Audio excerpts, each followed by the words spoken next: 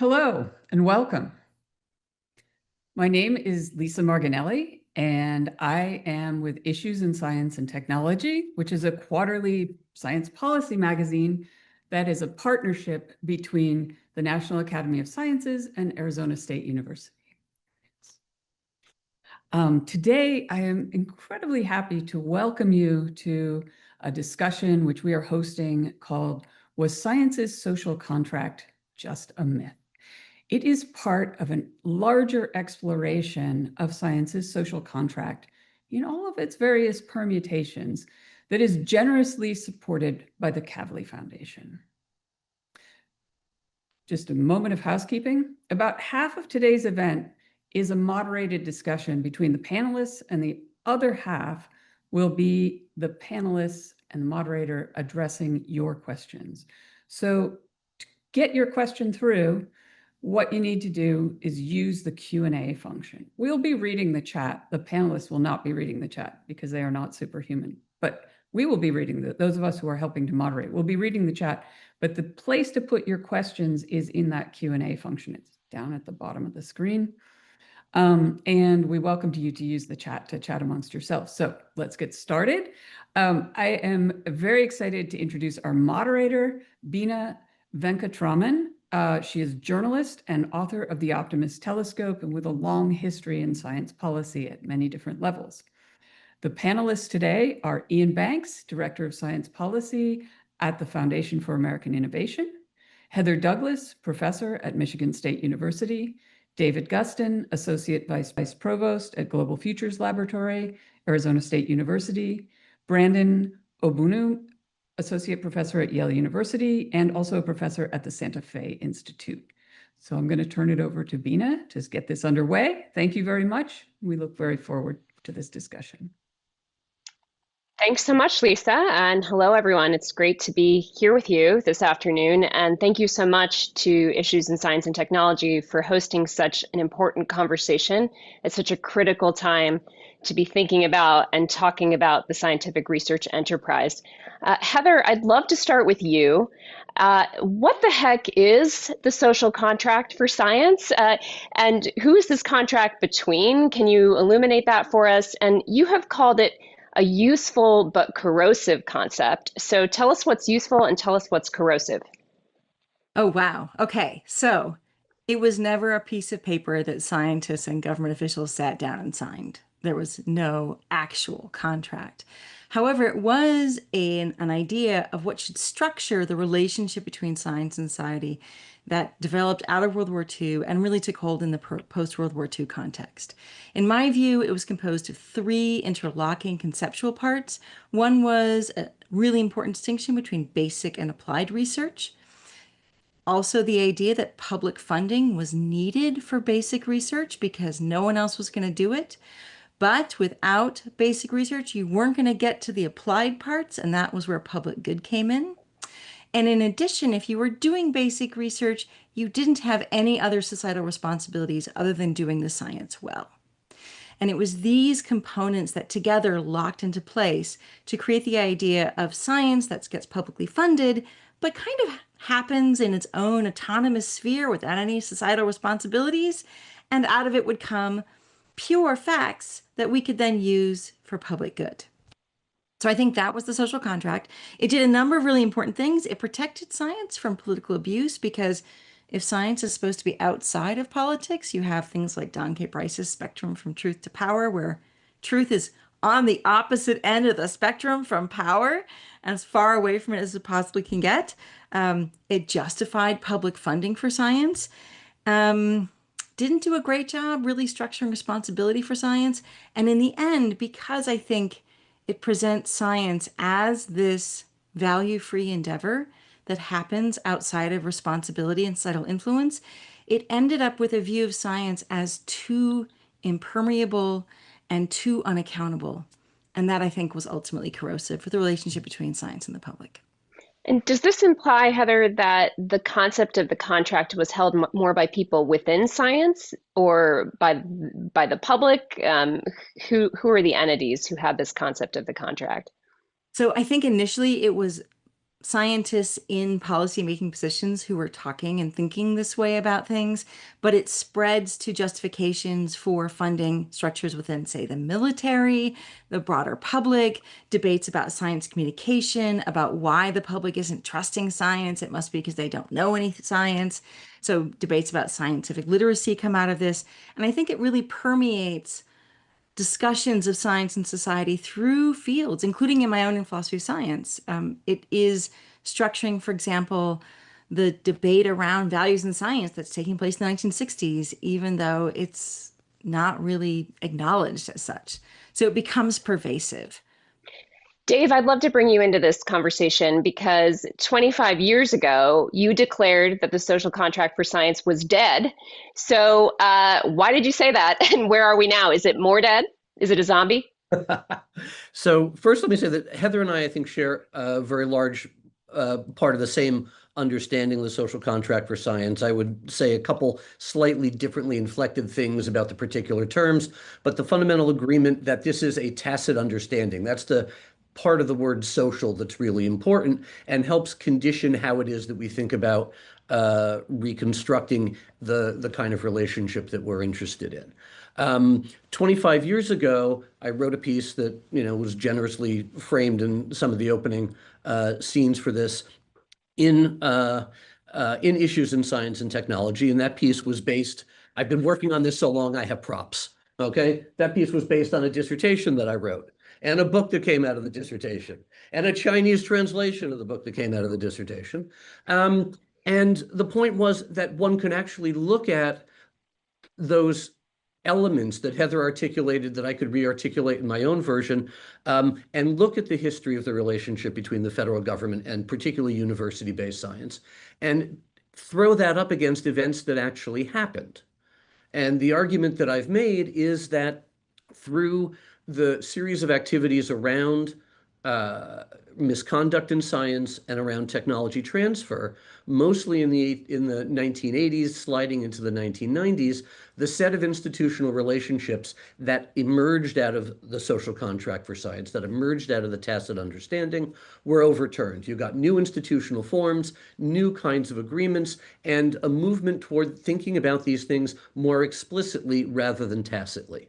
Once you lose that tacit understanding, my argument is you can't really go back to a new social contract for science. So I gave a talk recently in DC that addressed in part all the recent calls for a new social contract for science. They're all wrong. Okay, you don't get a new social contract when the tacit understanding has gone. You have to go back and address things explicitly.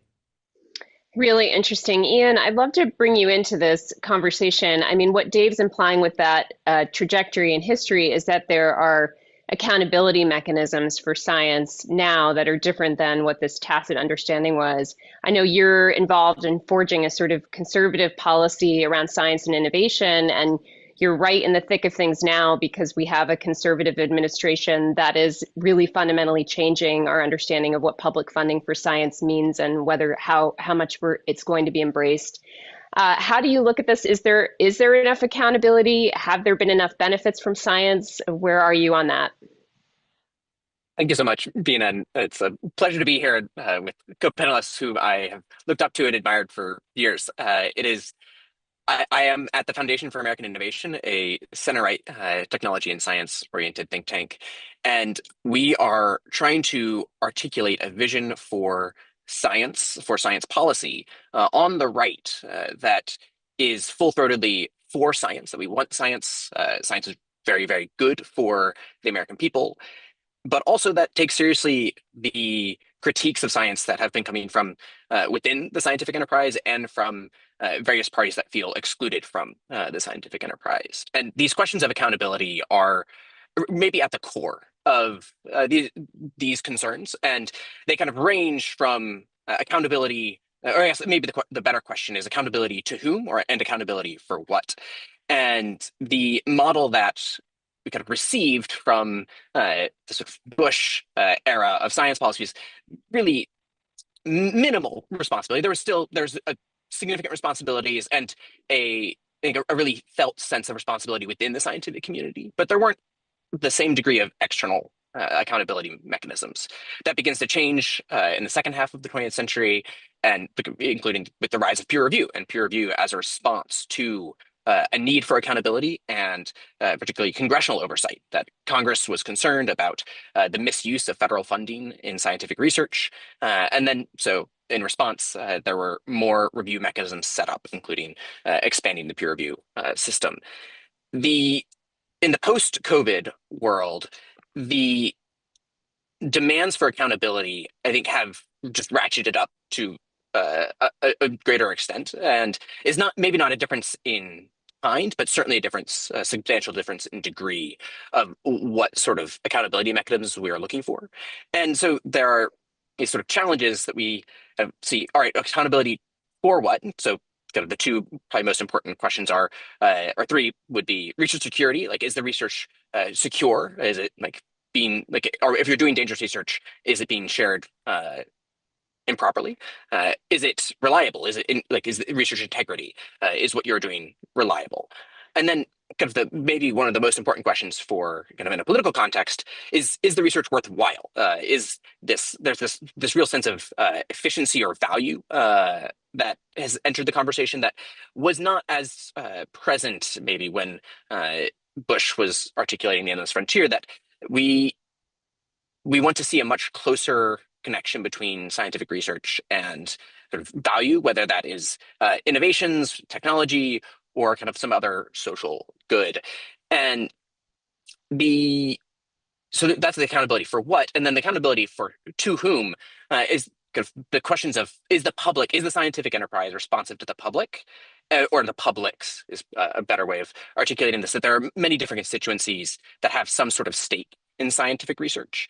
And one of the ways that, kind of thinking in policy, is the two main ways that we have this are through Congress and through the executive branch. And the executive branch exerts accountability through the appointment of political appointees, and Congress through the oversight mechanisms of staff and members raising questions and trying to dig into these questions. And I think regardless of kind of what is maybe an ideal degree of accountability versus scientific freedom on that kind of spectrum, there's a felt sense within diverse parts of the country that there has not been enough accountability, and that scientists and the scientific enterprise has sort of operated autonomously, and that has not led to the benefits, or has not led to the representation that we would hope to see in science. And I think we can across political divides and many other boards, whether that's race or ethnicity or many other things, that we have these challenges. When you think about the value of economic growth and how basic science in this country has contributed to innovative, value-generating companies, when you look at that lens, which I think of as a conservative outcome, which would be wanted from folks from a center-right and right point of view, is there an argument that there should be more or less government oversight of science to get that outcome? Since we've seen that outcome, I would say that's probably one of the more substantiated benefits of our scientific research enterprise to date. Yes, I think it's it's hard to pin down kind of more or less, but rather where and how. And there's the questions around administrative burden on researchers. This has been a bipartisan issue, and with maybe a sort of naturally conservative or center-right concern that there's too much regulation over how science is done in certain ways. And so we need to free researchers of burden. We need to reduce the amount of paperwork that they're doing.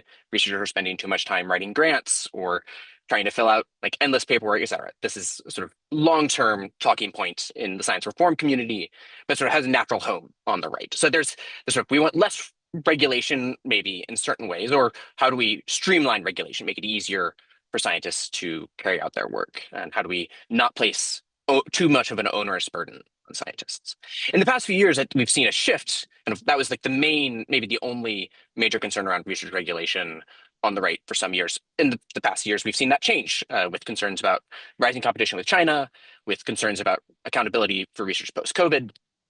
And so now there's maybe a greater degree of comfort with regulation in the research space, but it is the question of all right, we want to decrease it in the needless sense. We want to maybe increase regulation or I guess be more, make sure that research is more accountable in other areas. And some of that's responding to a sense that research science has strayed from the sort of core promise of truth seeking and kind of injecting other ideals, whether that's kind of regulations under the previous administration that prioritize certain political priorities in the research application process or grant applications, and or kind of other forms of whether regulation or of individual departments that may need sort of additional regulation to set them on the right path. Okay, I think we'll return to this question of whether science is too political or not politically engaged in its consequences enough. But Brandon, I really want to bring you into this conversation. You have the distinction of being a scientist, being a computational biologist, a card-carrying one, but also you think and write a lot about the social and ethical implications of science. And you've recently been calling for what you are describing as a meta science. And I'm hoping you can explain what that is and if you see a relationship between that and what this implicit or ideal social contract would be. Yeah, great question. Really thrilled to be here. Thank you. And I think, I think in thinking about this question broadly, and in reading a lot of the excellent work that the Issues has put out and from some of the scholars on stage, I think the learning that I did in the process of this kind of revealed to me what a major problem is. And that is that people at my stage who deal with this problem from the inside have absolutely no idea, right, of in any way, shape, or form. We've never been encouraged to or required to think about the manner that the science we conduct is constructed, ever, in any capacity. It's never been encouraged, right? So I think perhaps because of my personality, I don't think because of anything in particular that's happened scientifically, I've always been very curious about why is it we actually do what we have to do. When the conversation about overhead came up, I was kind of like, I'd asked that question a long time ago. That's kind of a good question. And why do we structure A, B, and C? And I think that led me to this notion, which historians and philosophers of science have studied for a long time, that science just became another institution in a nexus of power and a sort of culture. And I think once I landed there, once I realized that it was a cultural and historical process that's responsible for a lot of these things and a political negotiation, then I began to kind of ask, well, how do we change some of these things? Because a lot of them can't really be defended using any other argument that would somebody agreed to at some point in the past, which is not a very scientific way to do anything, right? And so meta science is a field really charged with treating the scientific process, everything, publishing, hiring, promotion, all the other aspects as itself something that can be studied, right? As in it has processes, it has phenomena, it has biases, it has trends. And I think it's revealed a lot of really important things about the process of science, just how hiring appears to be a meritocracy and it's not for all of these reasons. All of the kind of various sorts of hacks that have existed in science to kind of, to promote professional ascendancy, et cetera, et cetera. Do you see those things, Brandon, as informing the current critiques of science that are causing some of the funding cuts and the funding freezes? And is this politics of what is happening in the scientific enterprise, this critique that you're outlining, the cause of the current political controversy over science? Or are we having like two different conversations here? Oh my, what a question. I think the way I will articulate that is this. I think much of what is happening is nothing but ideology. There's nothing. Science could have been perfect and we could be getting a lot of what we're getting. But a lot of what is happening is a response when you construct a profession based on indefensible processes, right? So some of the stuff we were a sitting duck for, I would say, if we had not properly been thoughtful, like the publication industry being one. I mean, that's one that's needed dramatic reform. I mean, as long as I can remember. And that is now one that's also being kind of attacked by, I think, nefarious actors. But nonetheless, that does not change the fact that the thing that they're attacking probably should have been thought about and changed a long time ago. So I am answering your question honestly, but it's a little bit of both. Yeah, I'm wondering if others can jump in here. I mean, how much does the myth, how much do these real issues that you're raising about science How much have they positioned us? I think Ian gave a diagnosis in this current context, and how much is this about something else? Bina, can I try Yeah. something here? So, and I think it follows in the terms of your question. And I want to sort of link what I heard Brandon saying with what I heard Ian saying, that one other kind of version of understanding the social contract for science is to think in terms of economic policy. And when we think in terms of the economy, we often think of the distinction between macroeconomics and microeconomics. And the macroeconomics is basically the whole amount of money that we put into the system, and the microeconomics are the smaller scale interactions that happen. And by and large, everybody agrees that we need some macroeconomic policy. The Fed has to set interest rates, the government has to have a budget. We could argue over the contours of that. But generally, in the United States context, conservative position has generally been you don't muck around with the microeconomics. You're not picking winners. You're not telling companies how to run their businesses, those kinds of things. Parallel to the federal government's relationship with science. Okay, there are fights over how much budget we put into the R&D system, but by and large, the agreement was we're not going to tell scientists what to do at the microeconomic level, just like we don't tell firms what to do. We're not going to, set people up against each other. Now, I think the description of the meta-science that Brandon just gave us actually provides some real basis for thinking about intellectually, analytically, what potential microeconomic interventions might look like, because we all have some shared understanding of what we want to get out of this very delicate system. And one of the challenges, I think, between possibly between conservatives and liberals here, and I don't want to necessarily draw that distinction because I'm left of center and I agreed with just about everything that Ian said, but is the willingness to move into the microeconomic domain. And are you talking? Can I just decode that a little bit? Are you talking about the relative openness of both the past Biden administration, past Congress, and the current administration to industrial policy? Are you talking about that? That's one of the real complications, right? But Yeah. I think that's certainly on the table. But the specific point that I want to make is that that Ian has this really provocative statement of who the scientific apparatus is, to whom is it accountable? But can we ask that question about the economic results that it delivers as well?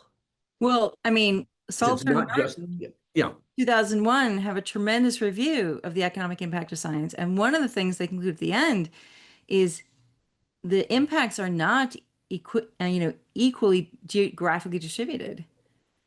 When you have concentrations of funding, the GDP impact stays around those areas. Now, Kilgore in 1943 said we should have geographic distribution of science funds. He was leftist though, Ian. So, I mean, but that might be something to think about. Like if that's part of the economic policy, maybe we need to have and much more explicit than just NSF putting its finger on the scale a little bit for underserved areas. Other, issues of how to distribute science funding. We talked about, the incredible burden of proposals. That is not good for science. A lot of people are talking about lottery systems. Lottery systems, though, no longer can say we fund the best science. But when we do the meta science, what we have funded, it's not turning out to be the best science. So maybe we really do need to rethink. And this is why I think, Dave, I disagree with you that you can't have an explicit social contract. I think you can make the terms general and talk about it and conceive it differently in explicit ways, even though it's still not an actual contract. Like, it doesn't have to be tacit to still be, a social contract. Well, can I ask this about the geographic question, Heather? Because it's an interesting thing to put into the conversation. And I just think about, okay, the concentration of wealth in Silicon Valley, the technology industry being built on this vast amount of federal investment in AI over the years and computational science over the years, and the US now having these very successful, very wealthy businesses built on that enterprise, but the sort of wealth of that not being distributed throughout the country. So I'm wondering if others have thoughts about, is it about the wealth, or is it about the societal benefits being distributed across the country? How much are these things, if we were to have a social contract that actually felt like something the public was bought into, what do you think the public would actually expect? And I think that should be informed, Ian, by what you saw with COVID, right? Like, what is a reasonable public expectation? What do we think is a realistic and reasonable public expectation as part of the social contract for science? I think well, I guess maybe a few points on geographic diversity is sort of, there are a lot of programs to increase geographic distribution of funding, including EPSCoR at NSF sends money to the sort of programs from the states, like prioritizes funding programs from, and like I think it's the bottom 40% of states by NSF funding. There's also the regional NSF engines program being stood up by the new TIP directorate, and these are some really interesting and I think exciting ways of thinking about, all right, there are sort of, maybe we don't want to be kind of have our hand too much on the scale, but also geographic diversity will help lend itself to a diversity of ideas and a new injection of talent and perspectives into the scientific enterprise, and also into sort of like tech translation, kind of entire scope of the innovation ecosystem. And so there are some of these programs that are happening that I think we're a little bit early in kind of saying how successful they are, but that's just kind of a point. But then thinking about the values of science and who is assessing these values, or what is the productivity of science, and is productivity the right term? And as we think about re-articulating the social contract, whether that's explicit or tacit, us theorists can kind of can operate in the explicit, and what may become tacit for others. But maybe 2 points to make is, first, whether it's in the form of kind of industrial policy, competition, or kind of whatever sort of motivating factor you want to talk about, the economic and particularly kind of innovation tech translation benefits of science are an essential part of the value of science in the eyes of the public today. I think that is, and the tie even to sort of quote basic science, kind of the earliest discovery stage research, is tied to this vision of economic growth and basic science as an economic engine. But also, I think something that was in Bush and in kind of similar theorists, particularly Michael Polanyi, that science can also be a vision for the good life, and this is like a well-organized scientific enterprise. And I don't think the scientific enterprise, as currently organized, as frequently practiced, is not kind of this vision for a robust good life. There's a lot of problems of just like both whether it's administrative burden, whether it's working too much and just kind of being overburdened by your lab director, or kind of whatever you want to say, but that there's this kind of seeking for truth that is at the heart of the scientific enterprise is a tremendous value, and that can be a social good that many people see and articulate, like, oh yes, I like searching for truth, I want to pursue that, but we've lost that, and there's this sense of distrust in science and in scientists that is extremely pervasive, particularly on the right, but kind of across the board. And that lack of trust has failed to, or has caused this kind of science is the good life to be kind of emptied. And so now we need to sort of, what we have left is the financial or economic productivity. And I want us to try and think about what would it look like to recapture this vision for science as the good life.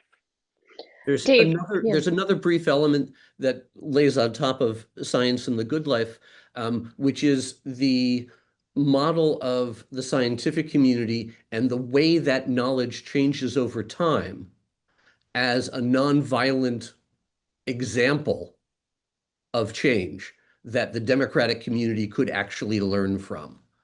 And that's steeped in all sorts of theory and history and from the sociology and philosophy of science also. But I think it has some power, particularly next to Ian's description of the good life in science.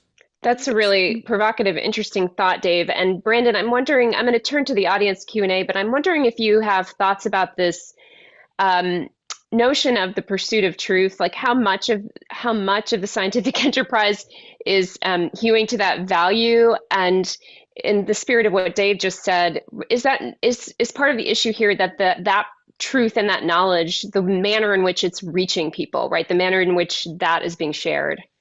Oh my, I'll briefly, and so we can get to the audience, but I'm walking out of a course that I'm teaching on Darwin, where we're doing deep readings of Darwin, and there's a lot of problems with that era, but what it does is it reminds me just the manner that science was conducted in a prior area relative to time, relative to now. And I think now, I unfortunately I report from the field that pursuit of truth has very, very little to do with the way advancement and professional advancement or prestige happens on the ground. It has very little to do with how we hire. It has very little to do with why we promote.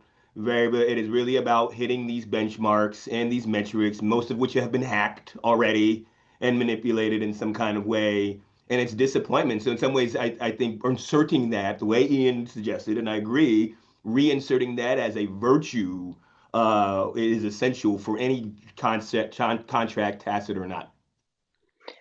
Really I would also, interesting. Oh, good. I would just like to add to that that there is the truth seeking. I guess, well, just that the virtues of the scientist are essential to the sort of democratic character of, or the Republican character, like small r Republican character of the scientific enterprise. And this is like Michael Polanyi's paper, the Republic of Science, articulates this vision, kind of even the scientific sort of exploration of truth or seeking for truth as a community almost predates like market mechanisms and sort of the formation of society. As like we want to think about what is true and how do we organize ourselves to find out what is true about the world around us.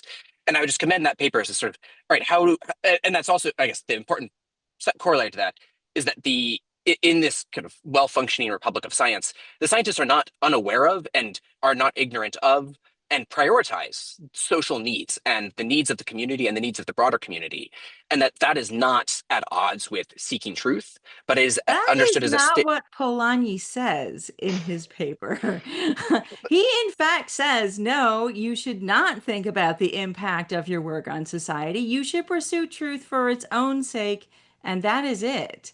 So one of the things that's changed really dramatically moving in 21st century is a recognition that there needs to be some thought and responsibility for the impact of one's work on society, beginning with concerns about dual use and dangerous research, and now more broadly.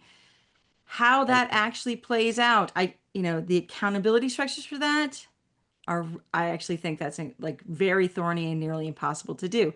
But the responsibility is still with us. And that's not what Polanyi says. And there's even good evidence that Polanyi was trying to pull the wool over people's eyes about exactly that. And I've got a paper on that too. All right, we're gonna share all these brilliant papers, and not brilliant papers too will be shared, I'm sure, in the chat, just because that's how it works. But I want to jump in with this question, which very much relates to the conversation we've been having. So, Jared is asking, to what extent is the lack of scientific accountability a real problem?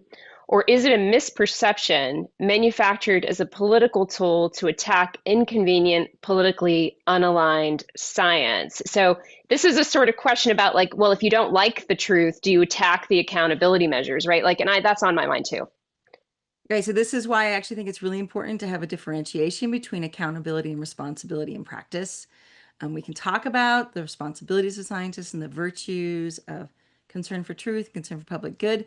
But when we have accountability mechanisms, they have to be around very clear and precise standards.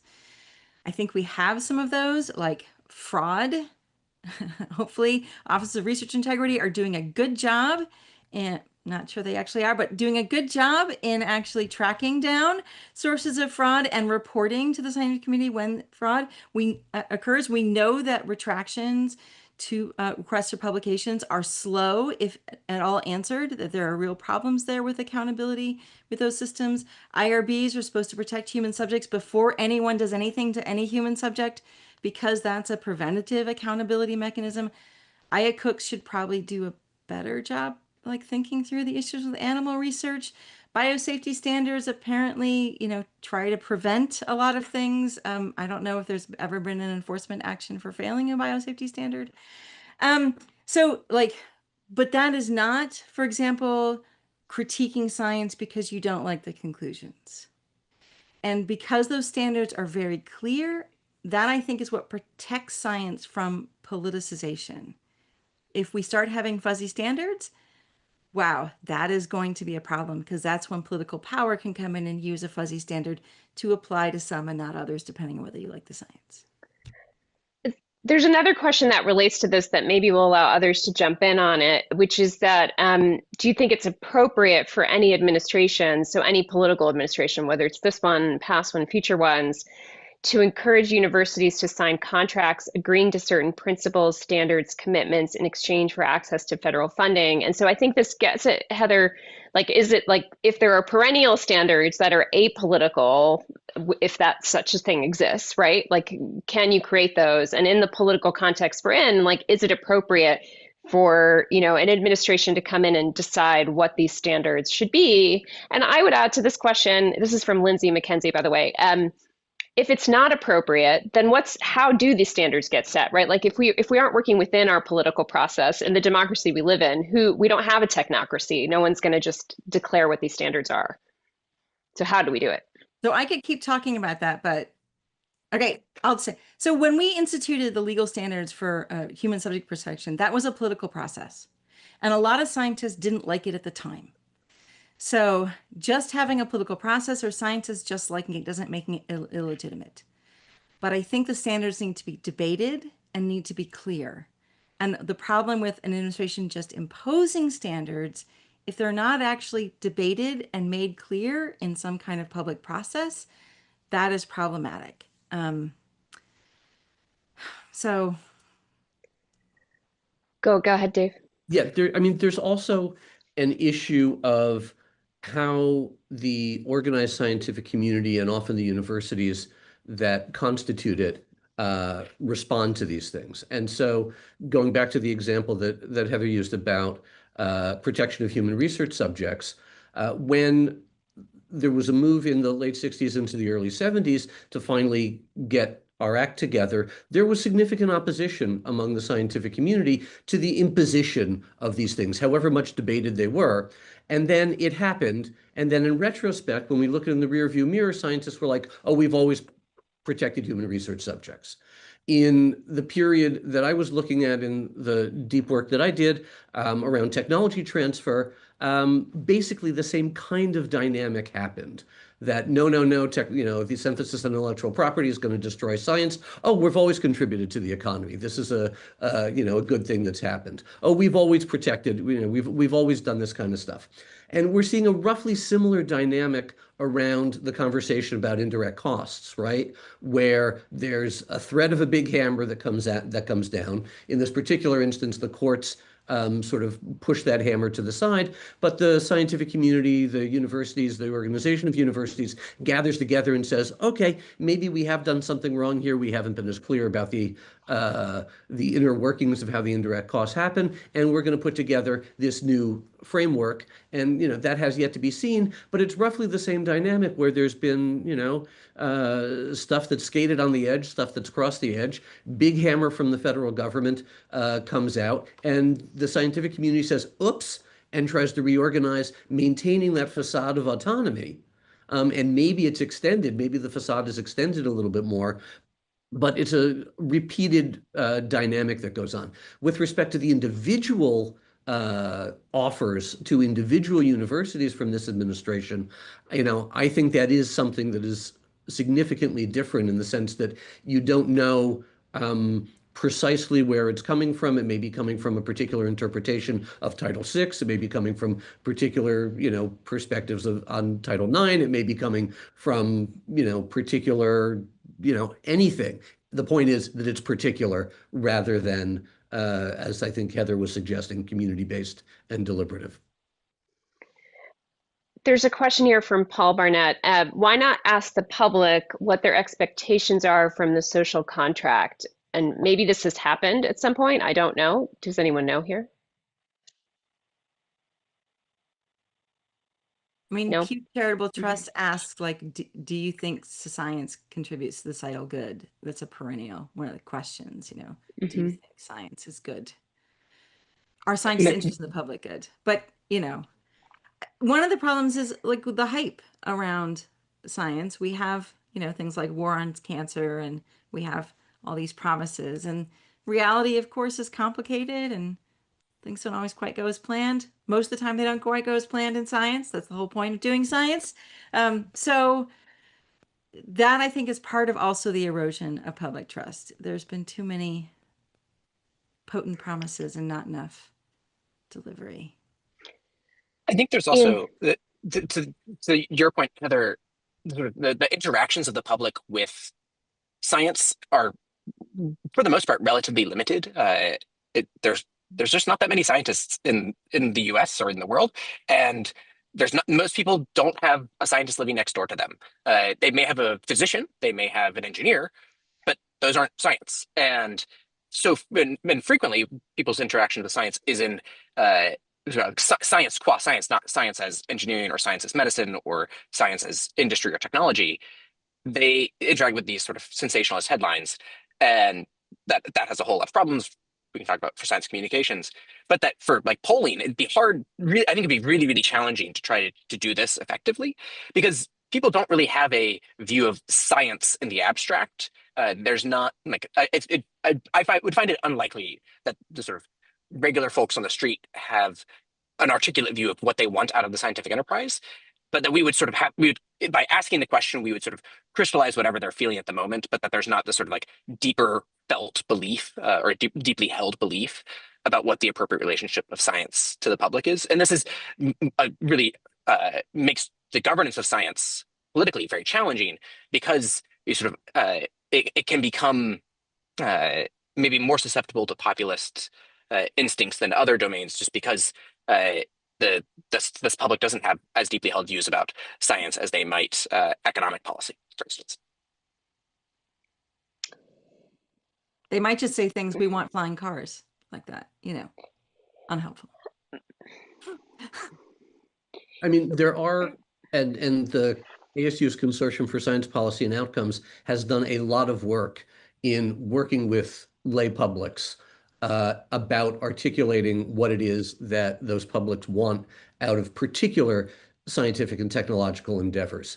And, in some instances, those activities have changed the direction of agency investments in science and technology. And at the end of the Biden administration, there was a letter that PCAST put together about enhancing public engagement with science and technology. Going back to the first question that Bina asked me about what I wrote 25 years ago, the conclusion of that piece was that what should substitute for the social contract of science was a regime of what I called collaborative assurance, which was exactly trying to get more engagement with lay publics and the sort of demand side of what it was, the for whom the accountability was, and things like citizen science, science shops, collaborative extension in the old, ag extension mode and so forth, where public priorities were brought more explicitly in to the elite priority setting that had been happening. Really interesting. There are several questions that sort of build on and relate to this. I mean, sort of, I think if many of you seem to agree that the idea of the social contract is more of a myth than something that's an enforceable contract or something that even folks in the public know about. There are a number of questions here that are sort of asking, well, then what is science for? Who is science for? For whom is science, right? So if the social contract was a sort of way to say it's for the public, it's for the social good, who is science for now? Who should it be for? I think is one of the questions folks have. I might contend that the social contract is not enforceable, in that I think what we've experienced over the past year is a sort of enforcement of some variant of the social contract, and like that there's like a sense like or at least like the sense of polarization or of betrayal or distrust is a result of some sort of violation of the social contract by one party or the other, or both parties probably.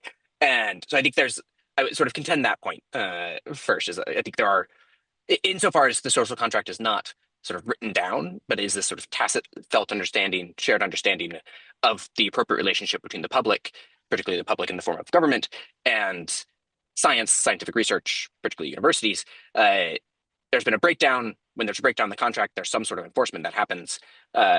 We can't sort of tie it to like an actual like line in a contract, of course.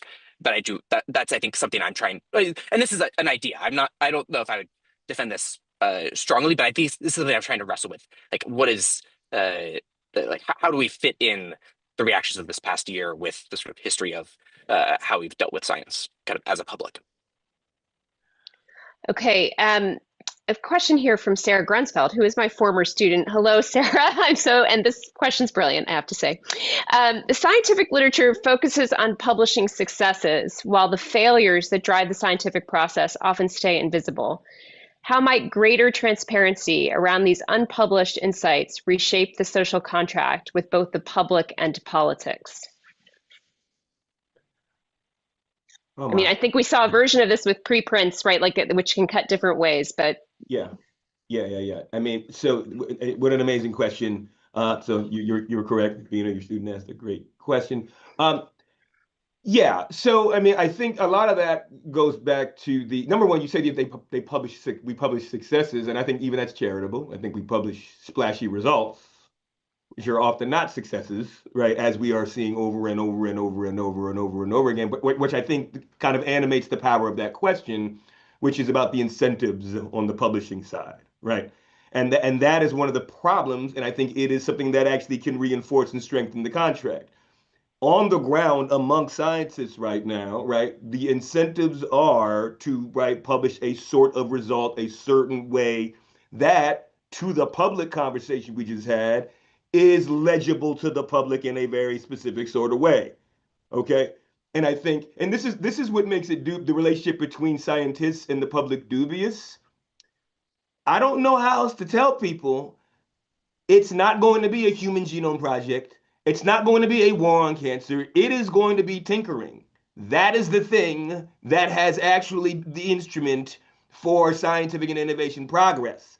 I don't know what else to tell you. It's not going to look cute all the time. It's not going to look sexy, right? And so this relates to the publishing question because we have to incentivize tinkering. That is precisely how we got CRISPR-Cas and all the way back. So my point is, yeah, I think on the incentive side, we are generally speaking, with outside of the few of the big examples that we, like CRISPR-Cas, tinkering is rewarded with splashy publications, and sure as heck not like negative results as the question. That is something that scientists on the ground and deans can fix, or at least address. We could, and like you said, with preprints, there's efforts and models that are in place, but we haven't been anywhere near aggressive enough in that domain, and I think that has weakened the social contract. I happen to love registered reports as a way to get all the failures and successes, whatever they are. But can you get tenure with those? That's the thing that If has you to be can't, then it unpacked. doesn't matter. No, I agree with you. I'm completely agree with you. But that's what I mean about incentives. Yeah. Do you get any And- attention for those? Do those pile up citations? They The answer is apparently no. get cited as much as non-registered reports Okay. when people study Well, them. how about Which is that? very exciting. Okay, when I'm dean, I'll take that into consideration. There are efforts in universities, very slow to emerge to, rethink promotion and tenure criteria, to think about more about engagement and impact than about the publishing numbers. There's a group that was set up by Pew Charitable Trusts a couple years ago that's reported on this. There is a teeny weeny trickle of money coming from the philanthropies to try to support universities in making incredibly difficult infrastructural changes in order to do this work. This is a pitch for philanthropies to step it up a little bit more because universities need help to do this. A lot of them want to do it, but we need help. okay, this is a question from Frank Laird. He says, what is the financial part of a new social contract for science? So he's sort of asking about the financial stresses on university researchers that have been growing and showing up in lower grant success rates, which relates to this administrative burden notion you raised, Ian, and the problems young scientists have in finding good career paths. So what's the right financially sustainable policy for science? Oh, good. You're asking me about my new funding system. So I actually think we should jettison the basic applied distinction for thinking about science entirely. I think it is opaque, undefined, and it hides what's actually happening in science. Instead, I think we need a much more complicated set of different ways of thinking about funding and doing funding science and tied to what scientists think success is. So if you're a scientist who really wants to just publish new tinkering things, you should be doing what's called curiosity-based research, and that should be funded with screened lotteries, because we cannot pick the best science. We are terrible at it. Let's just go ahead and try with lotteries. If instead you want to solve a problem, and that's where all the hype goes for solving problems, you should be doing mission-directed research where you're under management that's going to keep you focused on the problem. And you can't just follow everything wherever it goes because you need to solve the problem. That's also going to be different than engaged public research, where you're a researcher who's going to work with an external public community, which is going to take longer and a different funding structure. And then your goal is to actually help that community, which is also different than regulatory research, which are the studies that should be used for regulatory decision making. And that we need to be funded with private funds, but laundered through a public institution that then distributes the money. And those are the only studies that count for regulatory decision making, which is also different than big science infrastructure, which is also different than private interest research. So that's the topography. I think it would be better, and it would mean all researchers would have much less grant application time needed. Last Wow. That's all I needed to hit. No, Yes, I was really hoping we'd get to hear Heather's. That was great. That was great. Thank you, Professor. Pitch. This is, yeah, I'm really, really excited about your idea, Heather, on this got 6 different funding mechanisms, but also recognize that this would be really uncomfortable for scientists. I think we just need to like kind of address that up front, that this would probably be very, very good for rebuilding public trust and articulating what is actually happening in the scientific enterprise, but that this might mean that the sorts of like there'd be a lot more competition for this kind of the curiosity-driven research that is assigned by lotteries, and this will not be an easily acceptable project. But I think this is one of the most promising proposals I've heard for funding, and so I'm really, really excited. I also think registered reports tied to lotteries would be a fascinating thing to try. I want to combine 2 questions that are here, and then I'll get to a closing, very rapid fire one right before we end. But one is really about how to navigate conversations with the scientific community about accountability in this political climate, because it's sort of, there's like a need to defend, right? Like in some people's view, against attacks on the enterprise at all. So how do you actually move this conversation forward? And then a related question about asking how much is the current debate and political climate actually about science and these problems with science versus about attitudes towards universities, attitudes towards elites, different things that are really the target. Maybe it isn't science. So can folks wrestle with that? Brandon, one of these was directed at you.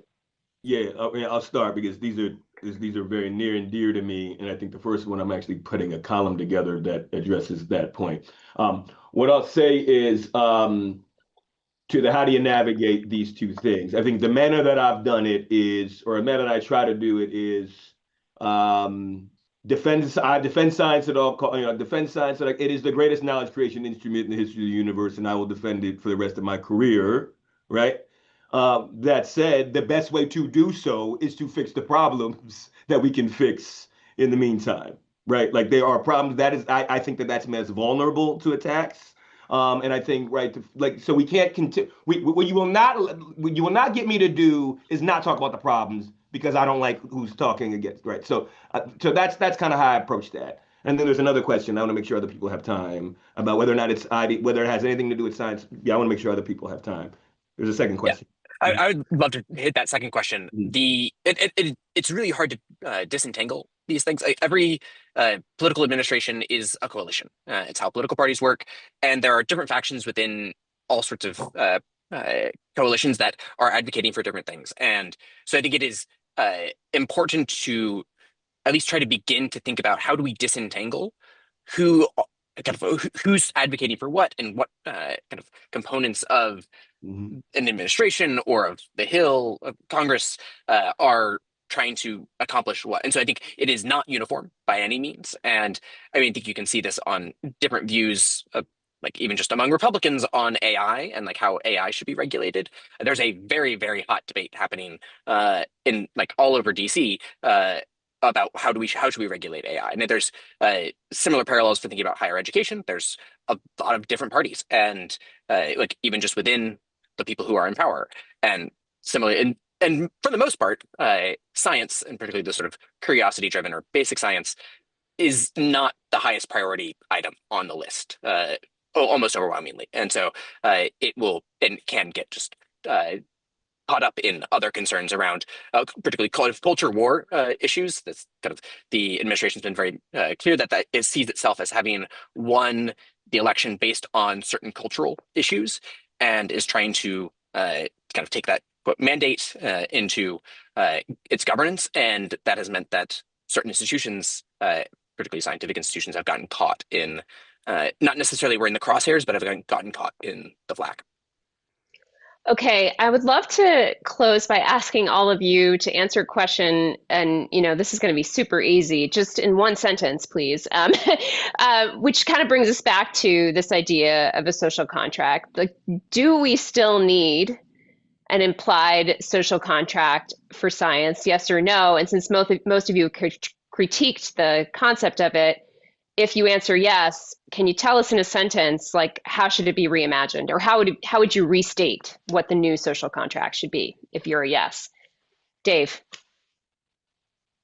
No, we don't need a new social contract, but we need a new framework that addresses the overall relationship that should lean in the direction of bringing more and more diverse public voices into the conversation about what science is for.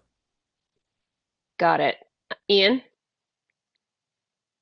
Yes, we should have a form of a social contract, whatever you would like to call it. There is an agreement between the public and the kind of scientific enterprise that there will be an exchange of funding, of resources, of time and attention in exchange for some degree of social good benefit, or just kind of maybe even just good, capital G, in the form of truth.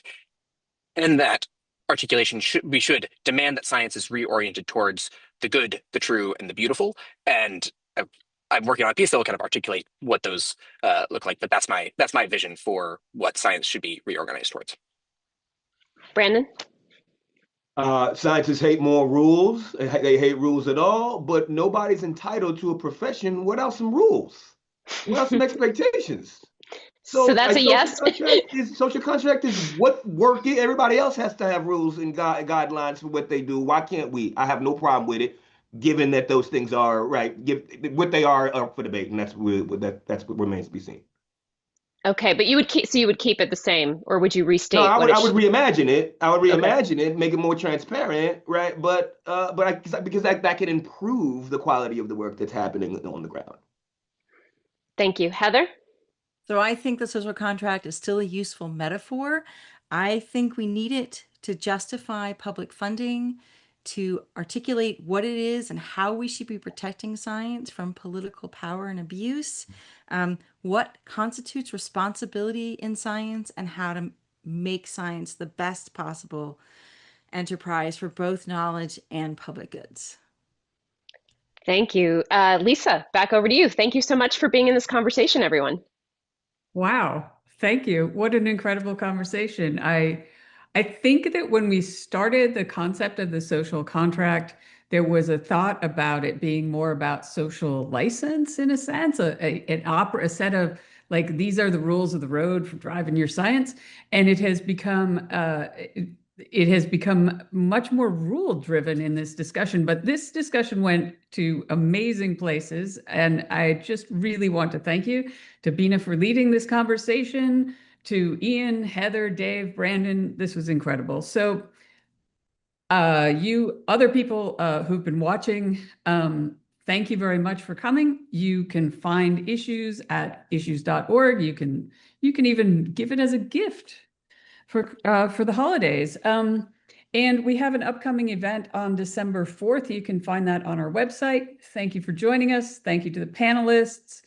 Thank you, Bina, for leading this incredible conversation, and we'll see you next time. We do expect to have many more conversations like this about the social contract and its various aspects in the new year, and we invite you to come back and read more material and, send us your ideas. We'd love to publish you too. Take care. Have a good evening.